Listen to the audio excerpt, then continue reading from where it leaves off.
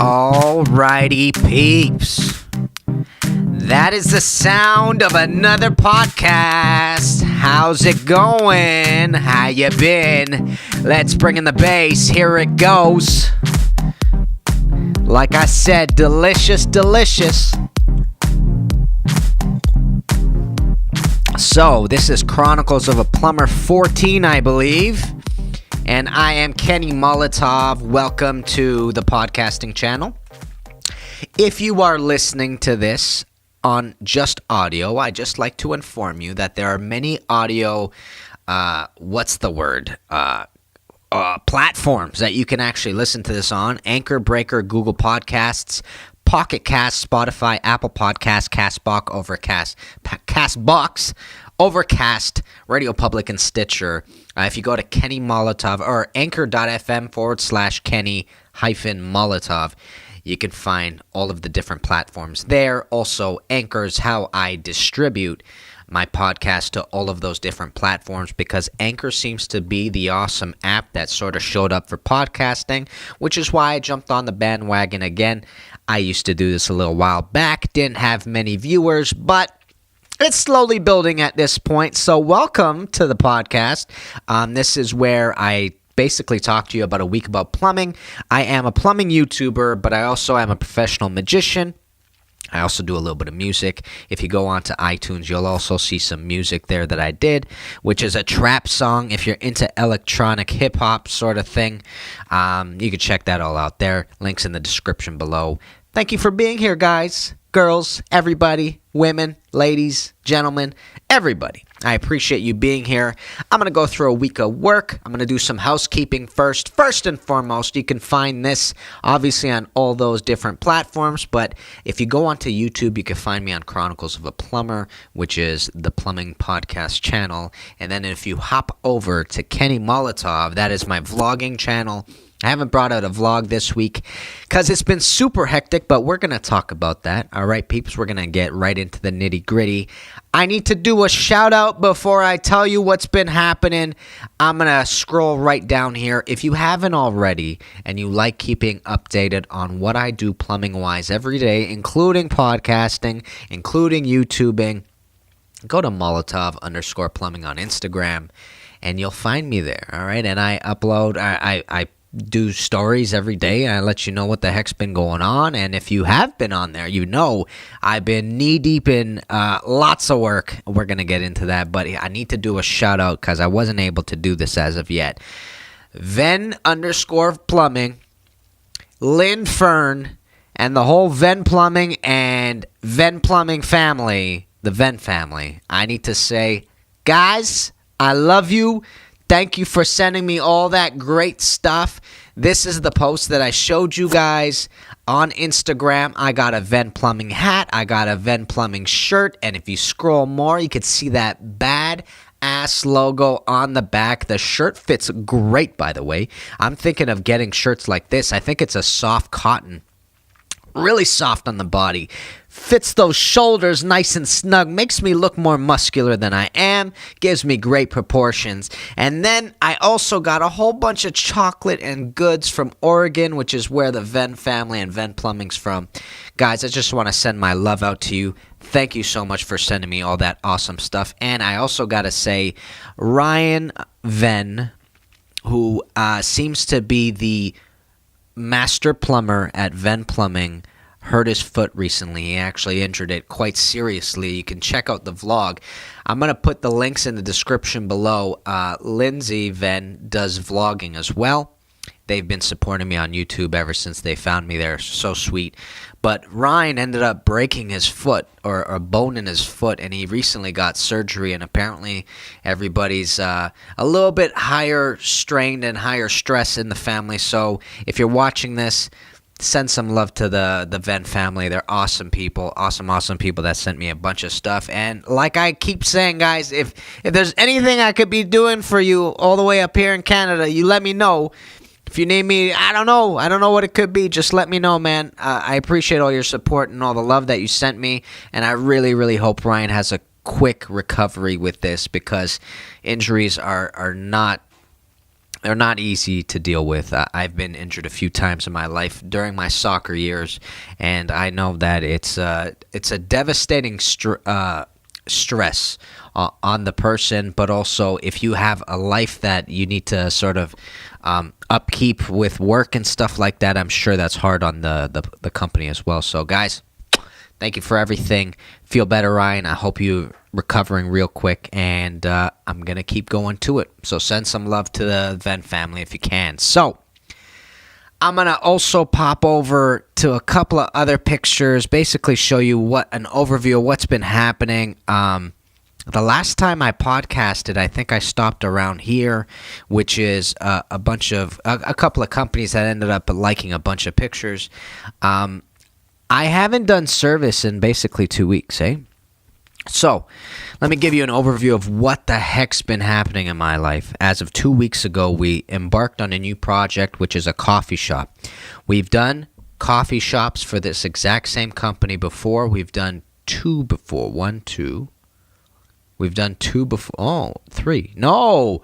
Oh, this is our fourth coffee shop. So, we did one in the Distillery District. If you ever go to downtown Toronto and you go to the Distillery District, really, really pretty down there. Very picturesque and a lot of tourism down there. That's what it's known for. There's like cobblestone roads, and it's really fancy, really nice. There are a couple of really great pubs, really lively, really fun. And if you like your beer, it's called the Distillery District for a reason. We did one down there. Then we went on to Queen Street. We did one at Queen, and anyways, we did it at Queen Street. And then we did one in Richmond Hill, which was really close to my parents' house, which was the last year. If you look at the videos around this time in October in 2017, you're going to see a bunch of videos of coffee shops. That was our third one, and we're currently working on the fourth one. I went into inspection, the second inspection today, and we passed, so we're allowed to close the walls up and bring the fixtures in finally. So let me tell you what the heck's been going on. We got this project 2 weeks ago, like I was just telling you, and 2 weeks ago, we had to be the first contractors in. If you ever do really big jobs, you'll notice that plumbing is typically the first one that comes in, and it makes a lot of sense. The plumbers have to come in and a lot of times break the cement and start laying pipe underneath the dirt so that your fixtures can discharge into this pipe and that you don't have pipe on the floor. It's underneath, so then you put a slab of cement on top of it once inspection goes through, and then you start working above ground. Well, 2 weeks ago, my dad turns to me and goes, look, we got to start because they want this thing done in like 4 weeks. Like, what? Now, its square footage isn't massive, so it's doable for sure, but that means that Dad and I can't take any breaks. It has to be full throttle the whole way through. And just to give you a little bit of a feel for what's been going on, in the past 13 days, I had 1 day off. All right, so I've been working nonstop there. Not 8-hour days. I've been working 12, 13, 14-hour days easy. My next paycheck's gonna be super fat, bro. Super fat. I'm excited for it. I'm already planning to buy a row machine, actually. Need to get that cardio up, man. And I got to do something that's easy on the knees because as a plumber, man, my knees are not what they were 5 years ago. So Dad and I started 2 weekends ago. And 2 weekends ago, we come in and we start. Fortunately, the contractor in charge was a sweetheart, and what he did was he opened up the trenches for us so that we could just get in and start putting down our 3-inch ABS pipe, okay? So we were roughing in around, if I'm not mistaken, 17 fixtures. I'll go through them with you, okay? So we had 3 floor drains. We had 1 ice maker. We had 1 cappuccino machine. We had 2 cleanouts. We're at 7. Then we had a sink, which will also have a grease interceptor, which will also have a mop sink. And then we had 2 toilets, 2 vanities, 2 vanities. And did I say cleanouts already? I think I did say cleanouts. All right, so we're at around 14 fixtures here. Is there anything more? 2 toilets, 2 vanities. I think that's it. Okay, so we're looking at around 14 fixtures here. 14, not 17. So Dad and I get in. We go on a Saturday from 1 o'clock. We work till 9 o'clock. We hammer out a bunch of fixtures. Didn't finish. On Sunday, we went another 12 hours. We went from 9. We left at 9. Come Monday, I go again. An inspection happens. We pass on inspection.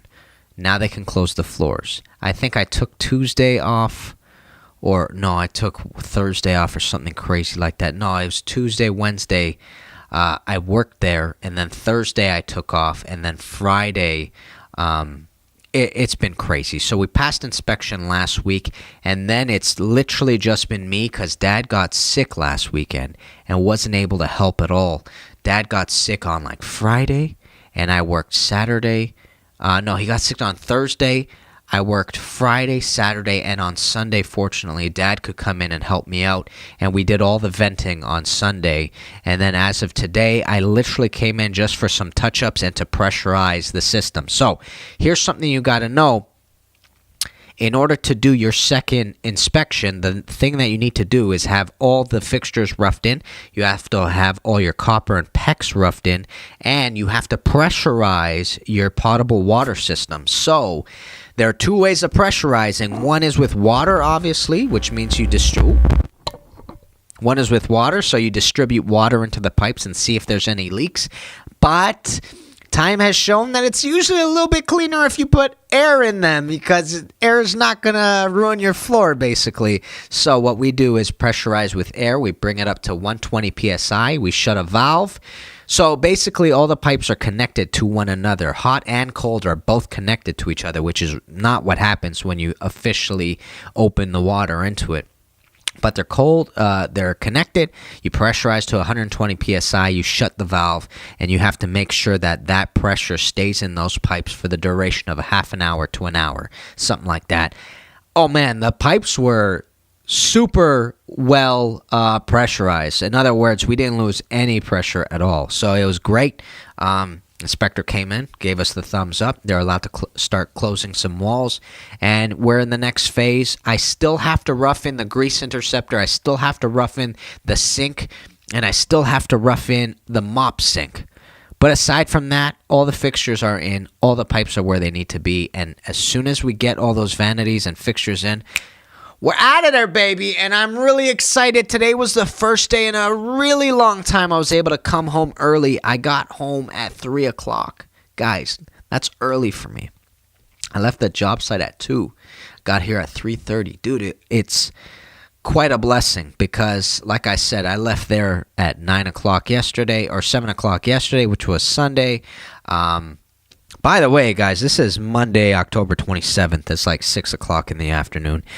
So, if I look tired, it's because I've been working late and waking up early. But aside from that, guys, I've been having a really good time. I gotta say, I genuinely love doing big projects because bringing them to fruition is so much fun. There's something so satisfying about it. I don't know. That's the one thing I never expected from plumbing. I never expected it to be this much goddamn fun. And I say that because I got into plumbing just because I needed a job, you know, and before I knew it, when I finally was getting my hands on the tools and getting my hands dirty and doing the work, I started going, God damn, I love making projects come true, you know what I'm saying? And I guess that's the same sort of vibe and desire I have with the podcast and with the YouTube videos and whatnot. There's something really fun about doing projects and making them up to par. So let's jump in.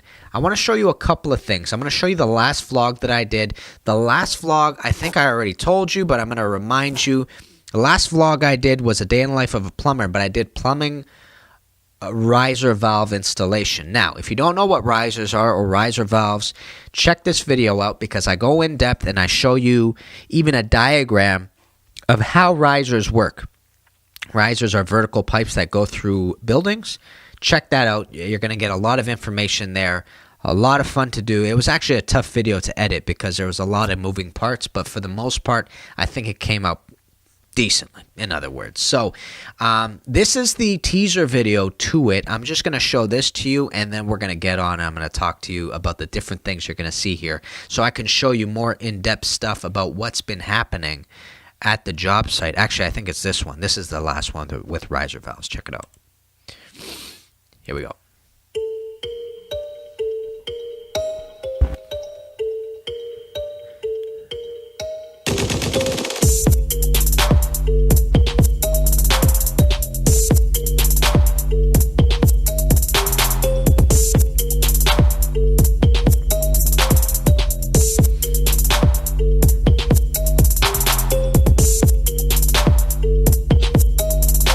So Peeps, I wanted to show you on the whiteboard what exactly risers are, what are riser valves, and the reason why we need them. And as you move up, the water will eventually come to either a boiler or a hot water tank. So now here's the thing. A riser is a very specific term talked about in buildings. We'll be able to go down to the riser line, shut hot and cold so that we don't have water going into them so we can make the repair. As you initially saw, I did cut the pipe in a specific space. The new valve was much bigger than the initial one that I took out.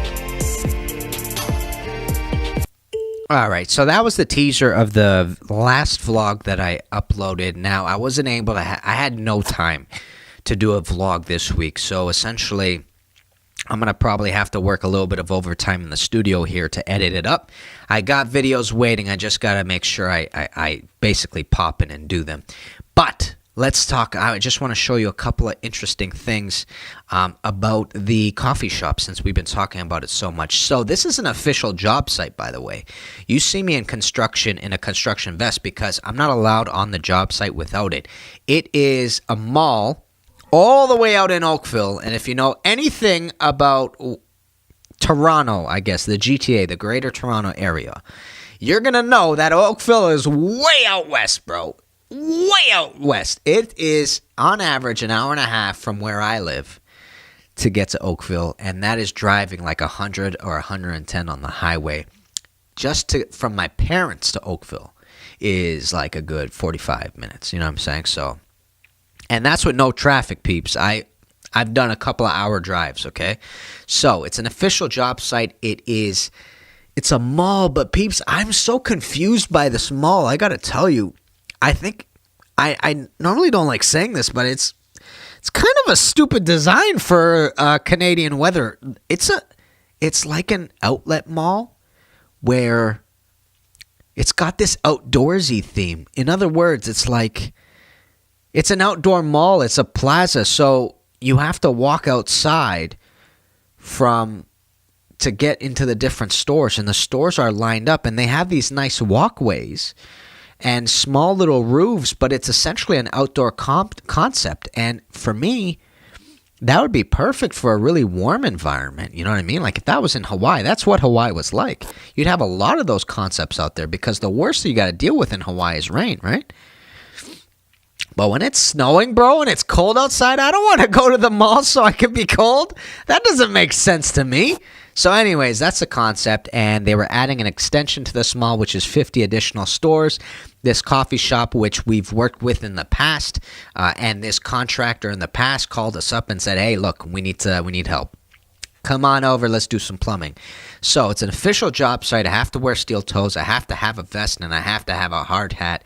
And as you know from my videos, I don't typically have hard hats. But let me show you what that first weekend looked like so you can just get the feel of what the hell's been going on. So, toilet flange right here. This long pipe right here is a floor drain. I didn't count the floor drain, peeps. Did I? 3 floor drains. I don't know. That might be 17. I'm not going to do a recount, but 3 floor drains, and you have to run floor drain primers. But what you're looking at here is the handicap washroom. So it's a large space. You're going to need a floor drain in the center of it. You're going to need a clean out as well. This clean out is designed so that you can throw a snake in it if you need to and snake the entire line from that point to where it ties into the main pipe that goes out, okay? So there's a toilet flange over there. Clean out and also a floor drain. And me, I love when things are level. As I said, what's my favorite tool? The level's so satisfying for me. So I'm just showing you that the flange is perfectly level in that position right there. And here's the other side. So let me just break this down to you. This little thing, this little hub above here, that is the clean out for the main stack. The main drain. So what you're looking at is a double Y, which is a 4-inch double Y, and this vertical portion right here is where the cleanout's going to be when the floor is finally cemented. You're going to be able to take that out and snake the main drain if you need to. Okay, so now if you pop over here, you're going to see a 3-inch stack over here, and this 3-inch pipe, I should say, it's not a stack. This 3-inch pipe is what the grease interceptor is going to connect into. And this little pipe beside it, which is 1.5 inches, is the vent. And if you follow it down, it vents all the way down here, and this is a floor drain right here. So that's what's going on. So we have 3 fixtures essentially in this picture, but the floor drain's a little bit cut off right now.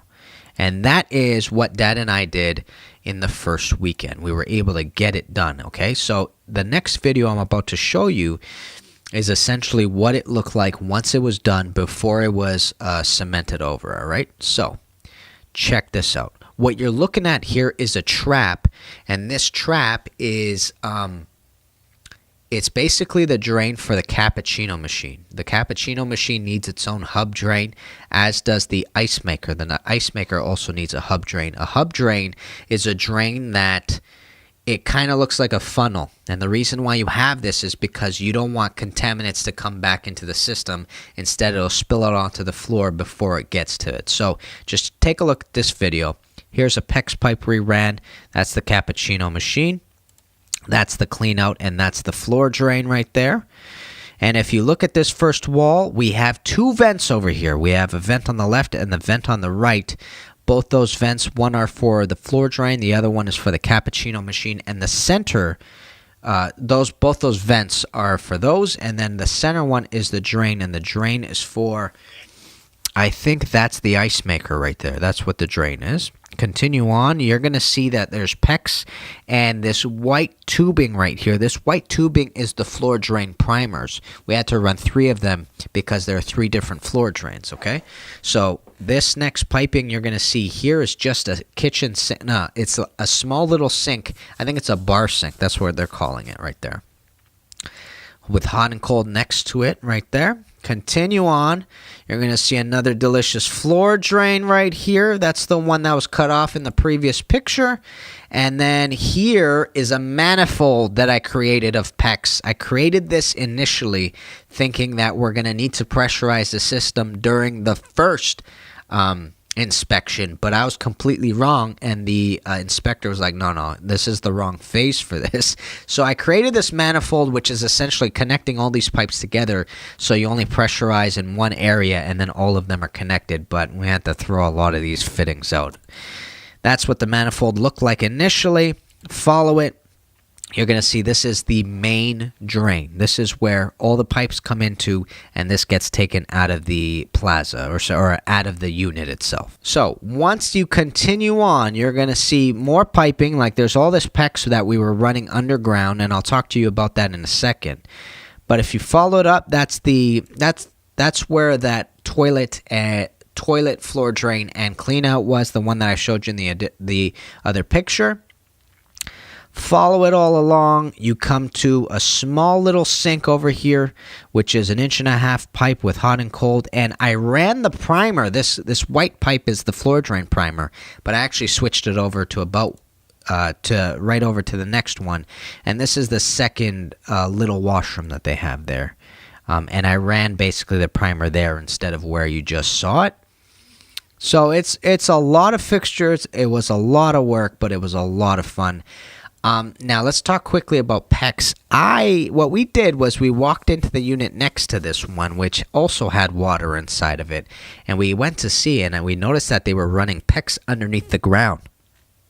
Now, Dad and I, in all the previous coffee shops, ran all the copper above our heads. So all the vents were there, and also all the copper was there. And when we realized that the other unit did this whole run underneath the ground, we realized it was going to be way easier if we run pipes underneath the ground, because you won't have to spend so much time on ladders putting up hangers and making sure that those pipes are supported correctly. So we just gave it a go. Basically, we didn't know if it was going to pass or whatnot, but we just tried it. We threw down all the copper, or all the PEX that we needed to. All you have to make sure, though, is that every single line that goes to whichever fixture it's going to has to be one single line. You run it the same way as you would run soft copper. You're not allowed to solder soft copper underneath the ground. It has to be one continuous line with no sort of penetrations in it or any sort of compromises to the system itself.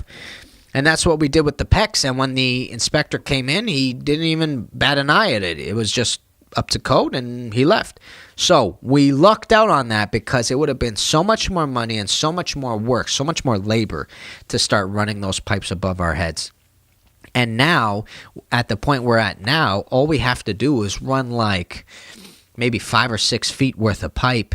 Oh, maybe more. 5 or 6 feet worth of pipe, and then maybe an additional, I don't know, another 5 or 6 feet, so maybe a couple of lengths of pipe, if that, in order to get it into the hot water tank and out, and we're good to go.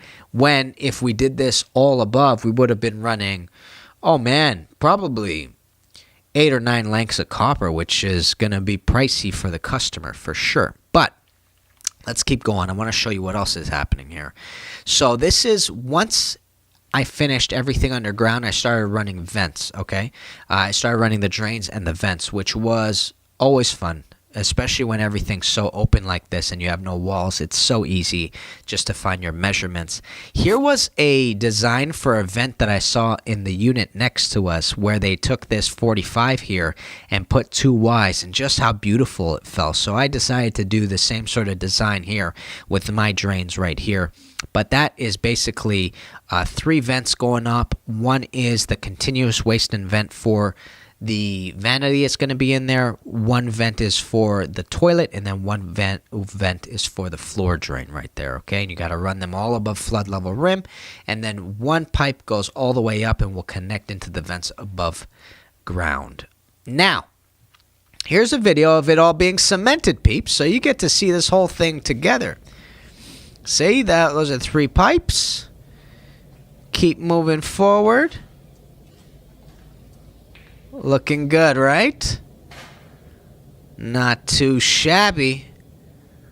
Oh man, the moment it got cemented, it was a whole new game, because when it wasn't cemented, we spent so much time trying to not break our necks, because you're walking around with all these trenches here. And guys, when nobody was there, I was walking around and I slipped on one of the edges of the trenches and I came down hard, man. I blasted my foot in a way that I haven't blasted it since soccer, and it's still sore to this day, and I'm not so sure it's recovering as fast as it would have if I was a younger lad. Even though I'm only 31, I'm aware that I'm still quite young in the world of young.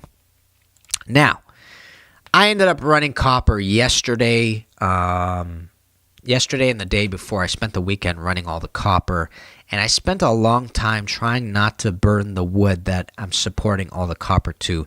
So right here, I'm prefabbing a basically an elbow in order to get a vanity roughen done. So if you look above, you'll notice that these 2 bronze little pieces right here, these are PEX connection. It's an adapter from copper to PEX. What they wanted was copper run outside, and then PEX we ran underground. So we'd have to connect them to one another. But that's what this is essentially here. And once the job was done, this is what it looked like. And I was basically just trying to avoid making this wood look all charred, because a lot of times when you solder on wood, you'll notice that you're going to burn the wood. It's inevitable. The only way to avoid that is to do what I showed you just now, which is prefabricate it before it goes onto the wood. Another way is if you get into the pipe bending style that there is out there, which is something that I'm really thinking about, because there's some gorgeous plumbing going on around here, and you have less joints, and on top of that, it just looks real fancy. But the only thing is from what I remember about pipe bending, because we did some in school, is that we're using type M pipe here, and M is a representation of the pipe thickness. There's a lot of different grades. You have type S, you have type K. K is super thick. You have type L, and I don't think you're allowed to bend type M, so I wouldn't be allowed to bend this pipe that you're looking at here because of its wall thickness. It might compromise the integrity of a pipe if you bend a type M pipe, from what I remember. So I'd have to move up to type L. Type L is a little bit more expensive than type M. I don't think it's significant to the point where it hurts a lot, especially when you're dealing with half-inch pipe, but it's something to keep in mind, and it's something I'm really thinking about, because instead of soldering all these joints, all I would have had to do was just bend this bad boy this way, bend this bad boy this way, bend this bad boy down, bend this bad boy forward, and you got your pipe already ready to go. You just support that bad boy up and you solder one time. So I'm really thinking about it. I talked to Dad about it. Dad's kind of like, why you gotta go do that? I'm like, yo, bro, it looks so nice. That was the finished result right here. And I want to show you what I did yesterday, because yesterday was something I was going really slow. What you're going to notice, if you ever have 13 days of lots of work, in 13 days, I only had 1 day off. No. Out of 14 days, I only had 1 day off. What you're going to notice if you're working long days is that you got super energy in the first few days. You're like pumping out fixtures and whatnot. You're doing great. And then before you know it, you'll spend 12 hours or 13 hours doing something, and it'll just take you longer to do.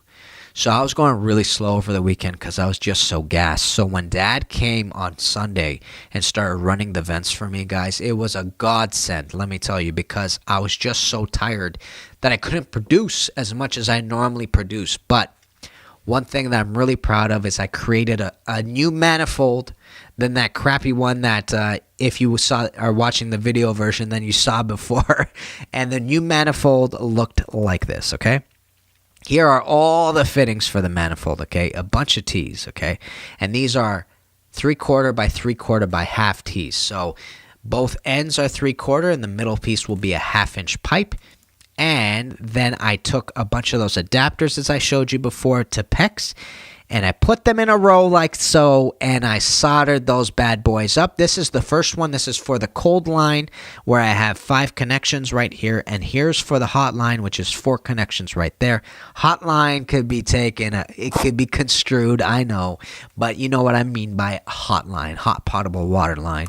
And if you continue on, this is how I connected them afterwards. I supported them onto this wood right here, and then I started connecting these 5 pipes in. You got to crimp them, and you got to do the same thing on the side. And you know what? It just came out really nice and really pretty, and I'm really, really proud of it. Really, really proud of this job in general.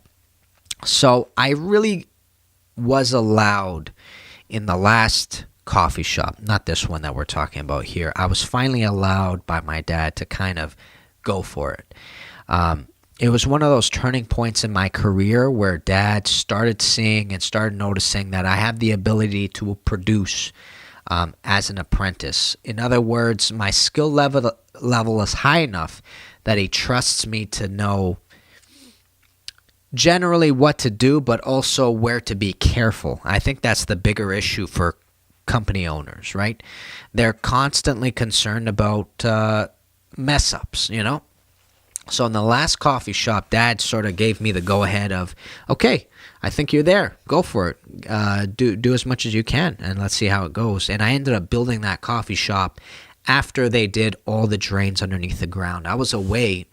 I was away when they started doing the undergrounds. And when I came back, the undergrounds were done. Dad brings me into the shop. He shows me what he needs, and then he starts doing the service, and I started doing this, going there every day, essentially. And this one right here, this coffee shop that we're doing right now it's really coming together, man. All the things that I was really bad at before, I'm much better at. I'm much faster at. And, you know, I enjoy going there. I think that's the interesting part, that nobody's been pushing me to go. I've been going because, here's the real reason why I wanted to go and why I pushed so hard these past 2 weeks. The real reason is because it becomes really difficult the moment the rest of the trades start showing up. Everything becomes a little bit more difficult. If you need to get onto a ladder, you got to borrow one from another trade that's trying to use it.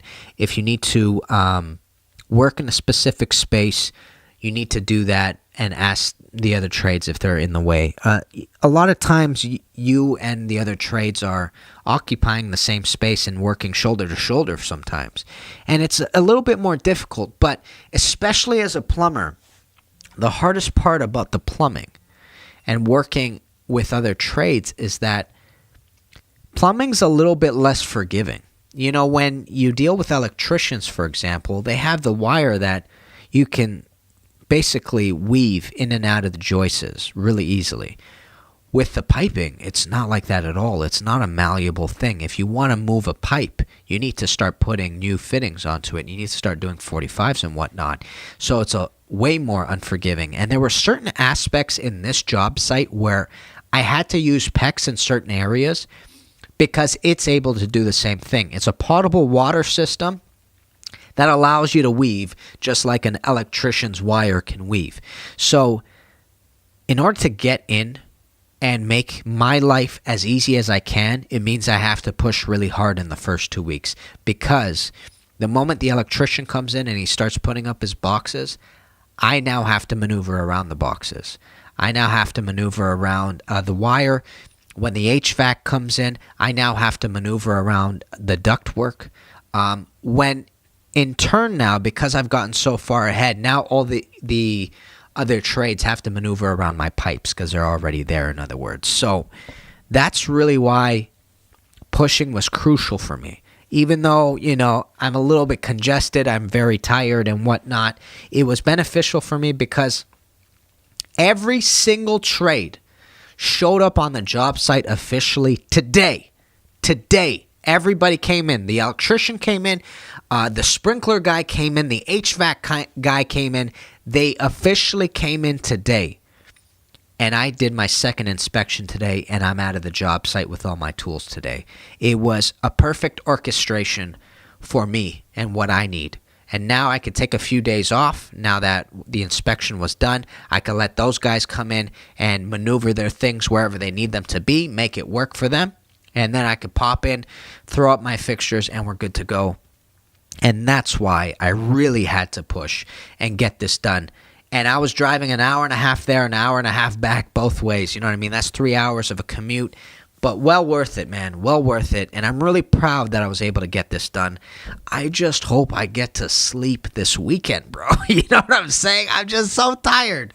I'm so tired. I started this podcast today twice. I started the first time, I started talking, and I was just so gassed. So gassed. And then I eventually said to myself, okay, let's cut this out. Let's get us some tea. I got myself a little bit of chocolate to go with this tea. And I feel way better, but I am literally running on reserve battery right now. So that's one thing to keep in mind about getting into the trade.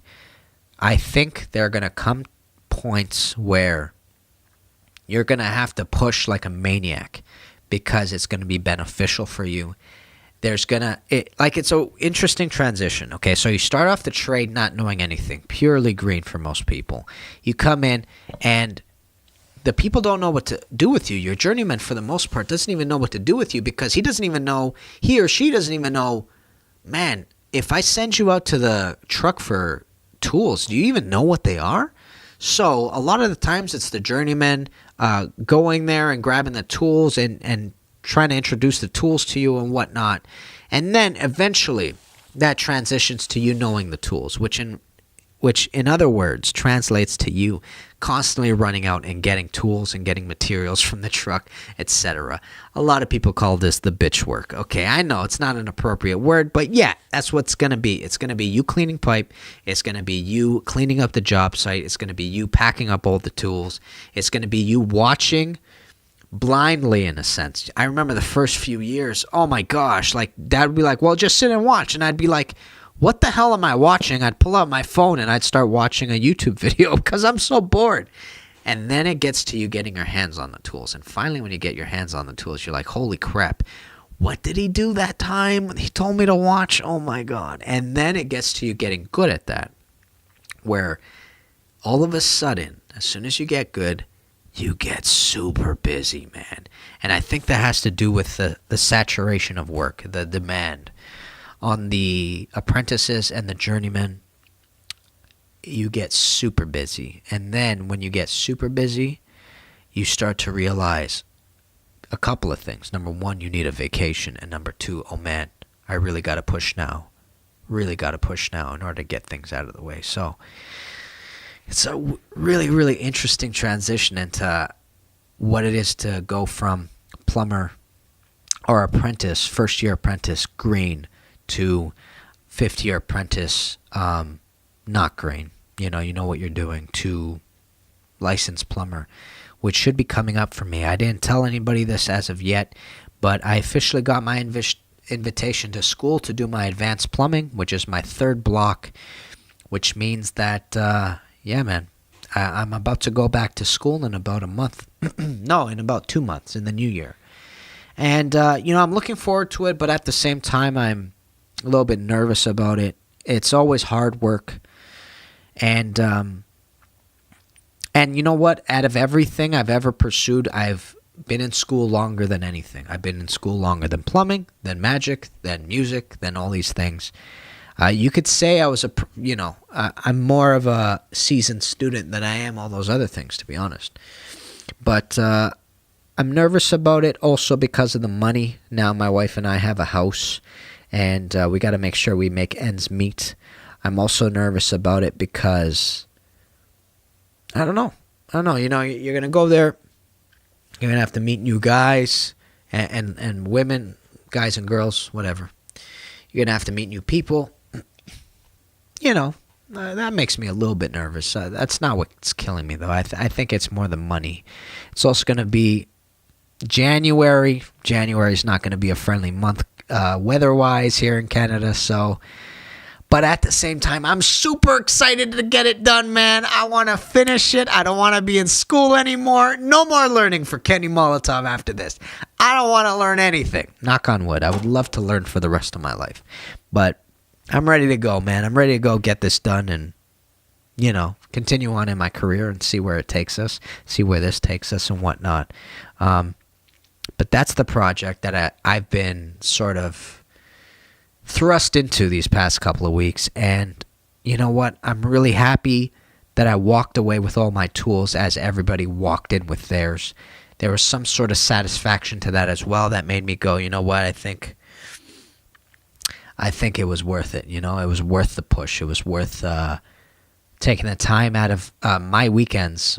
2 weekends in a row were spent on just getting this as far as I could with it. So really proud about that, guys. That is going to be the podcast for today. I really, really appreciate you guys checking in. I know it's a bit of a shorter one than usual, but I just wanted to give you guys an update as to what's been happening with Kenny Molotov and why do you only see the same job site every week? Because normally as a service plumber, you see different job sites every day because I'm usually on a different job site. But that's the main project I've been doing and hammering away at, and finally I could say there's a little bit of victory and I see the light at the end of the tunnel, but of course there's still a bit more work to go. So peeps, I'm Kenny Molotov. This is Chronicles of a Plumber. Everything is in the description below, including my YouTube stuff, which is the plumbing podcast. I have a magic channel. I also have a music channel. Check out Lindsay Venn and the Venn Plumbing family. Check them out below, Lindsay's vlog, and I'll see you guys very soon. Kenny Molotov, guys. Peace, baby.